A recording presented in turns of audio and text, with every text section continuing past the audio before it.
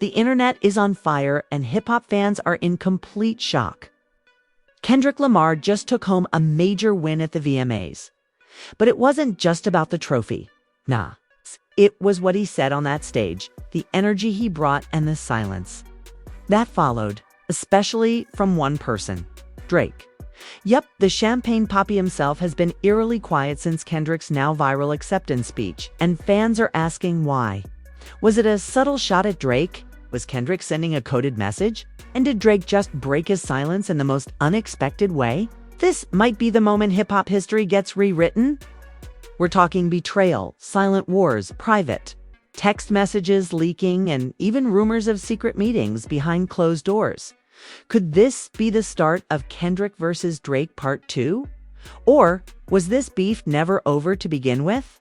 Oh, and it doesn't stop there. We've got fan theories, social media meltdowns, and a few insiders claiming that someone's career might be in danger. Stick around, because this ain't just rap beef. It's hip-hop royalty in conflict. Let's break it down. So here's what really went down. The VMAs weren't just another night of glitz, glamour, and overhyped performances. Nah, this was the night hip-hop fans say they witnessed something historic, something that might change the culture forever. Kendrick Lamar walked up on that stage like a man possessed, snatched that award, and delivered a speech so sharp, so pointed, people didn't know whether to clap or call the fire department. Social media instantly erupted. But not because he won. Kendrick always wins. It was because of what he said, or what he implied. See, when Kendrick said, "This ain't about sales, this ain't about streams, this is about legacy." And not everybody got one. The room went ice cold. The camera panned quick, real quick, like they knew something was brewing. Fans started tweeting in all caps, "Was that shade at Drake?" And suddenly, it wasn't a VMA moment anymore. It was war drums echoing through the industry. Within 10 minutes of that speech, Kendrick's name was trending top 3 worldwide. But Drake? Silent? Not a tweet, not a story, not a single emoji. And that's what made it louder than anything he could have said. Fans were left with one burning question. Why didn't Drake respond? This silence, it wasn't just silence, was the kind that speaks volumes. And if you know Drake, you know he's the king of the subtle shot.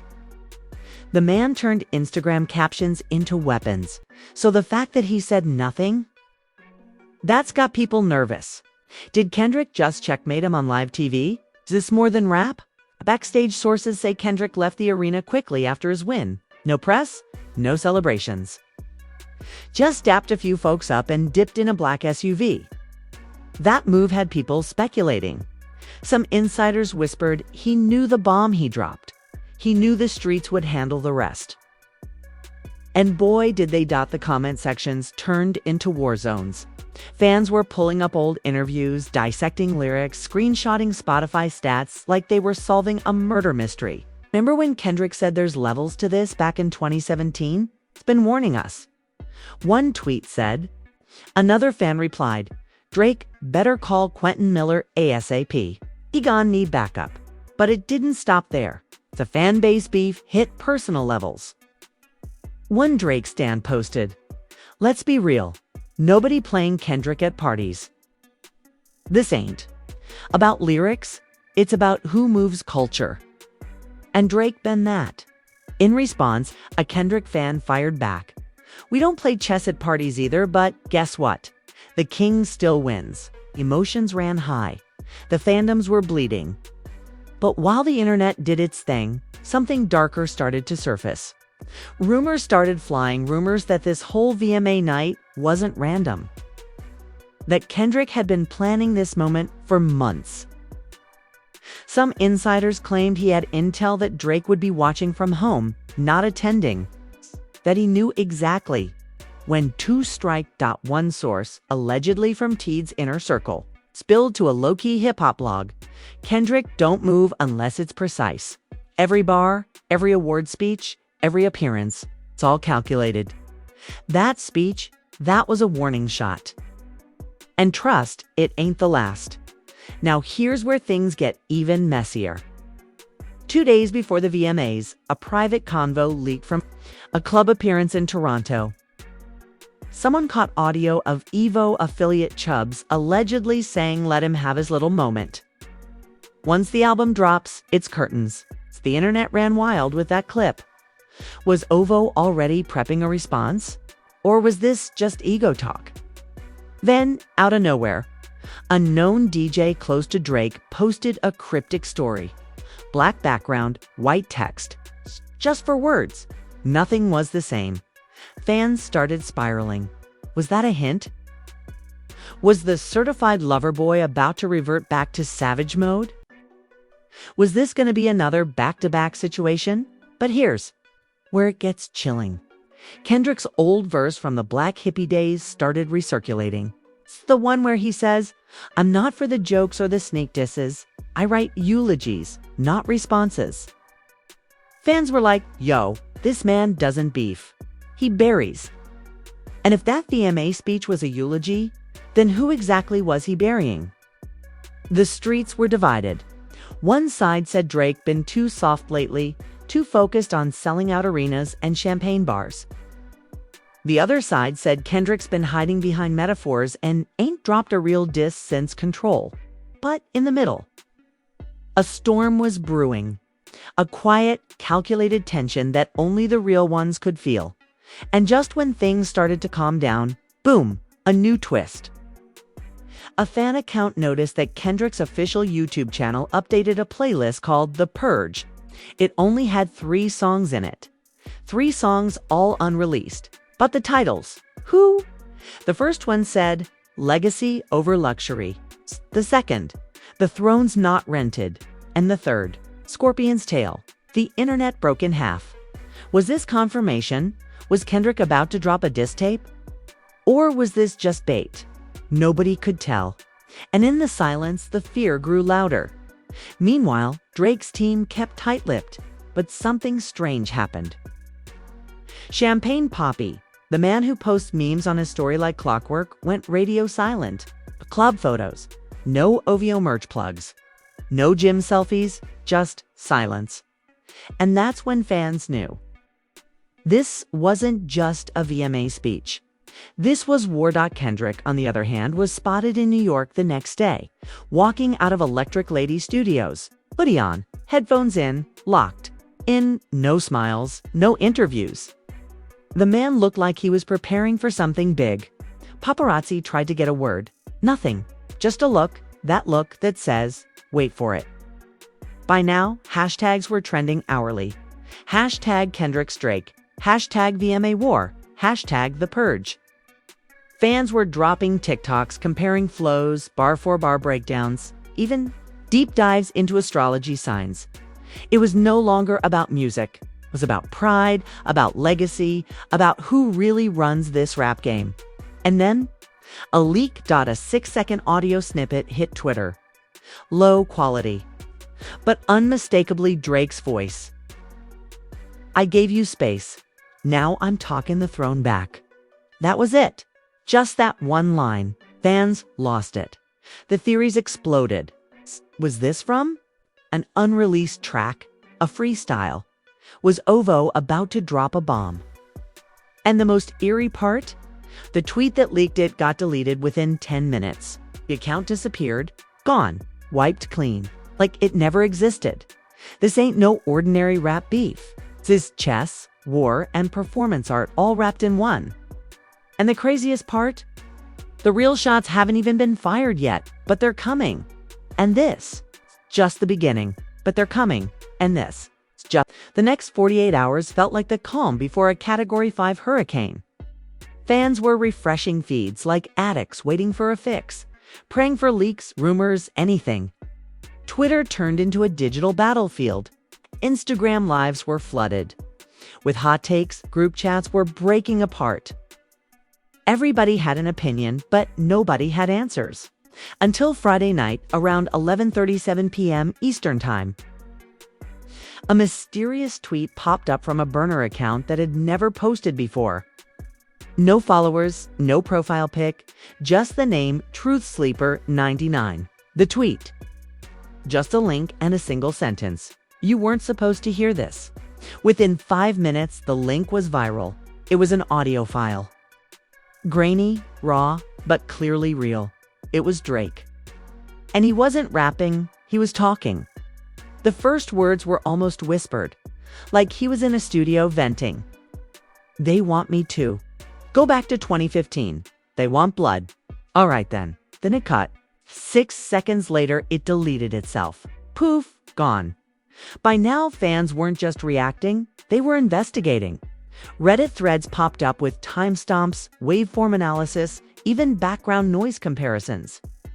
People were matching the echo in his voice to known Toronto studios. It was obsession, mania. And deep down, everyone knew this was only the beginning of something massive. Then, Saturday night, the world tilted again.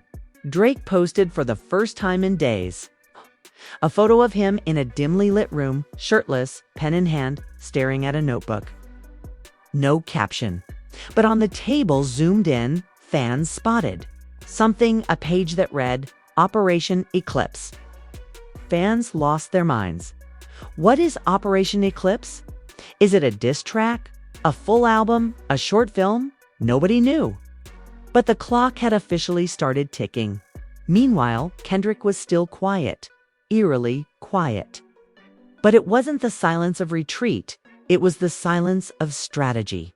A video surfaced, showing Kendrick in the back of a black SUV with Top Dog laughing. It was quick, low quality, but the smirk on his face? Ting. Like a man who had already seen the ending of a movie, nobody else had even started watching. And here's where things start to spiral. Sunday morning, female rapper who once toured with Drake went live on Instagram. Drunk, ranting. She said, "Y'all don't even know the half. This Kendrick versus Drake's asterisk T been brewing for years. I heard Drake say he'd never let Kendrick son him again after that Control verse. Like, he took that personally." The live was pulled in under an hour, but the clip was screen recorded and posted on every blog from Say Cheese to Rap Daily. Then came the receipts. Fans pulled up old footage from a 2018 party in Calabasas where Drake and Kendrick were supposedly both present. In the background, you hear Kendrick saying, "Some of these rappers act tough, but they call security when they see me." The crowd laughs, but the energy is off. Someone off camera says, "Yo, chill, he right there." But the video cuts too fast, too convenient.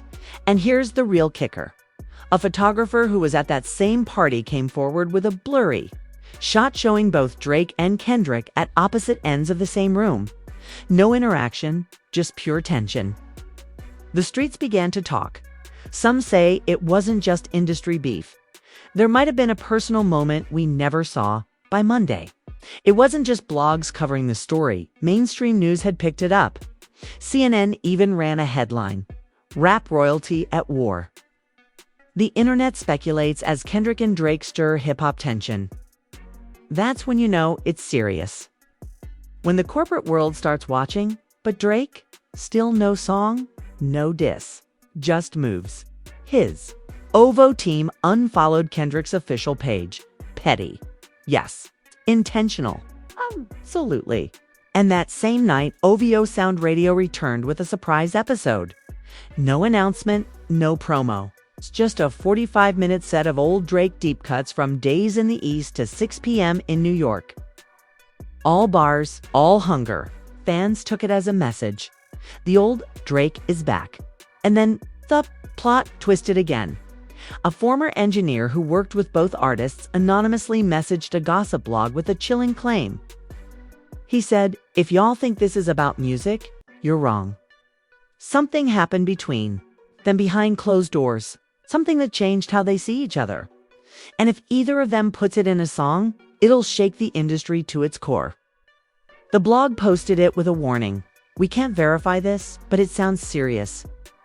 Suddenly, fans were no longer hyped. They were paranoid. What happened? What don't we know? Was it money? Betrayal? A girl? Some whispered that an unreleased track from years ago, a Drake verse that never saw the light of day, contained a line, so disrespectful about Kendrick's family that it was shelved by OVO execs. The line, still unknown. The track, buried. But the rumor, alive and viral. And it doesn't stop there. A high-level Spotify exec liked a comment under a Rap District post that said, "Kendrick, the only one who can end Drake's reign." Once spotted, the like disappeared. But screenshots are forever. Within hours, Drake unfollowed that exec. The industry politics were bleeding into public view, and fans were eating it up like popcorn. Now here's the moment that sent everyone spiraling. Tuesday morning, 9:06 a.m., Kendrick's official website goes dark. Black screen, no links, no merch. It's just a ticking clock. A countdown, 5 days. Zero context. Zero words. The fan theories exploded. Is it a surprise album? A documentary? A diss trilogy? Nobody knew. But one thing was clear. Kendrick had something cooking. And he wanted the world to know it was coming. By now, the tone had shifted. It wasn't playful anymore. It wasn't friendly competition. This felt dangerous, raw, unfiltered. Like we were watching two kings circling each other with knives behind their backs, waiting for the moment to strike. And in the middle of it all, the fans. The culture torn between loyalty and curiosity. Everyone had their side, but deep down, everyone just wanted to witness greatness. It was war. And this wasn't just between two rappers anymore. This was cultural, generational. People were calling it the battle for the soul of hip-hop. On one side, the emotional, melodic hitmaker who could sell out arenas and cry over exes in the same verse. On the other, the lyrical assassin, quiet in the shadows, pen sharp as ever. Fans weren't watching a beef, they were watching the throne tremble. Wednesday morning came with a tremor. A popular hip-hop journalist, known for never capping, tweeted a single sentence. "You're going to hear something on Friday. It makes you question everything you thought you knew about these two." That tweet alone caused chaos. Every blog reposted it. Everyone had a different theory. Some said Drake was about to leak old Kendrick reference tracks. Others said Kendrick was dropping a docuseries, exposing industry secrets. Nobody could agree, but everyone felt something big was coming. Then, a bombshell. A leaked screenshot from an industry group chat made its way online. In it, a major producer who's worked with both Drake and Kendrick wrote, "I told y'all back in 2020 this was deeper than music. Drake said he'd never let K. outshine him again. And Kendrick, he said next time I swing, it's final." The chat blew up instantly. By the time the screenshot went viral, the damage was done. Fans knew now this wasn't a one-off shot. This was years in the making. And then, the city of Toronto became a character in the story. Late Wednesday night, OVO lit up the side of a downtown building with a massive projection. No words, just a black owl flapping its wings in slow motion with the words "Friday Midnight" faintly pulsing behind it. That was it. The internet exploded. OVO was about to strike. But here's where things take a wild turn. As the projection played, a separate video surfaced from Los Angeles, same night, same hour. A group of street dancers were performing in front of a wall that had just been painted all black. Someone zoomed in. In tiny white graffiti letters, you could see it. "We don't tweet. We write scriptures." Fans instantly connected it to Kendrick's infamous quote. Two coasts, two messages, one war. And while the artist said nothing publicly, the people around them started cracking. A TV videographer went live by accident, showing behind-the-scenes footage of what looked like a music video shoot. Blurred faces, heavy lighting, and what sounded like the opening bars of something angry. Really angry. Fans clipped the audio, slowed it down, enhanced it, and the words they think they heard. "Ain't no heart in a hotline. Only heart in my bars." Direct, surgical. If that was Kendrick, he was coming for Drake's legacy. With no hesitation, but the OVO camp wasn't staying quiet either. By Thursday, a Kendrick fan account posted a photo that nobody saw coming. It was a still from an unreleased behind-the-scenes moment from Kendrick's Damn era. In it, he's standing in front of a mirror. Written across the glass in red lipstick were the words, "I don't diss, I dismantle." That image spread like wildfire. Rappers reposted it. Influencers reacted. Old heads called it iconic. And young fans just dropped skull emojis. The message was clear. If Kendrick was dropping something, it wasn't just going to be bars. It was going to be a breakdown, a dissection, a declaration of war wrapped in poetry. And in the middle of all this, someone leaked a message from a studio session earlier in the week. A text conversation between two engineers. One said, "I've never seen Drake this focused." The other replied, "He told everyone to leave the room. Said he had to handle this himself." No hooks. Just pain. That single message was reposted thousands of times. It painted a picture, Drake alone, sharpening his pen, cooking up a response not meant for charts but for history. And just hours before midnight, Kendrick's website updated again. The countdown hit 0. The screen went black. Then, a single message appeared soon. No song, no video. Just that one word. Fans were screaming. They expected a track. Instead, they got silence, but silence from Kendrick. That's never nothing. That's always something. But the night wasn't over. As the clock struck 12, Ovasound Radio went live without warning. A heartbeat played for a full minute. Then, the track. Drake's voice, raw, angry, direct.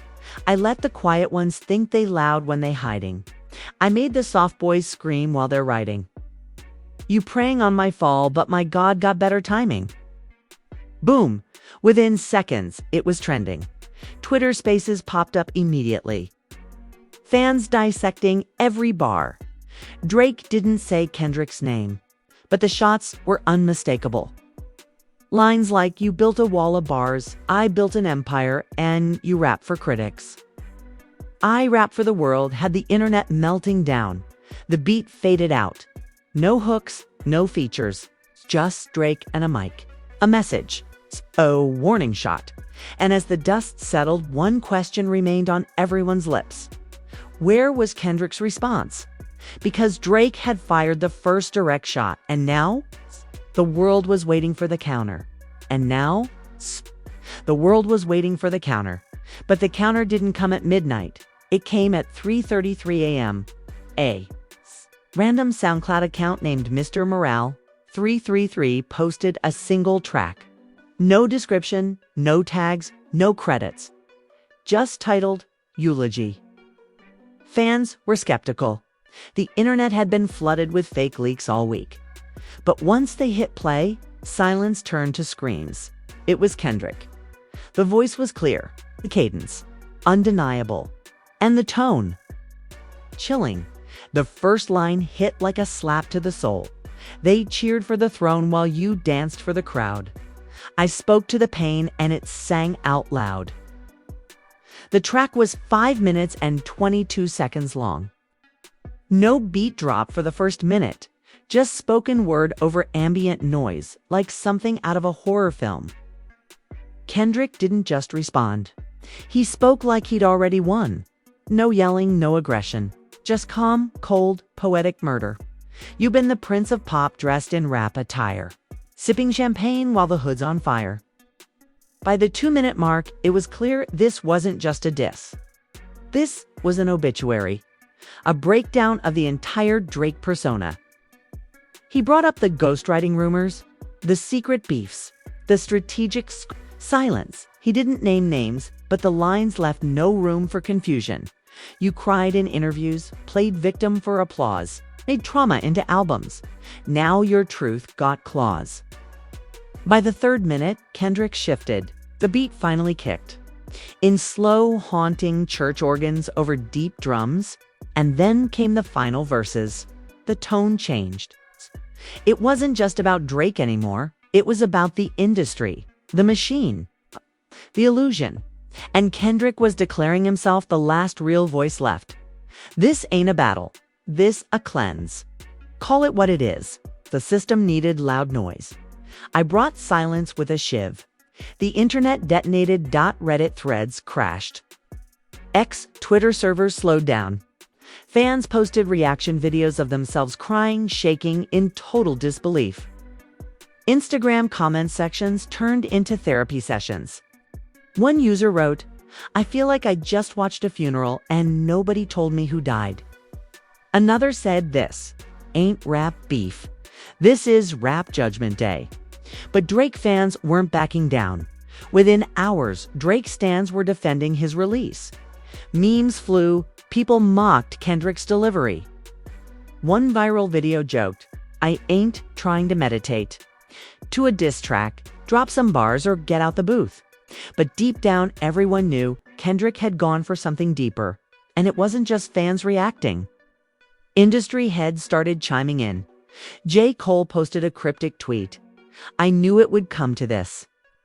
Then deleted it minutes later. Pusha T liked a tweet that said, "Kendrick did what Drake feared Meek would."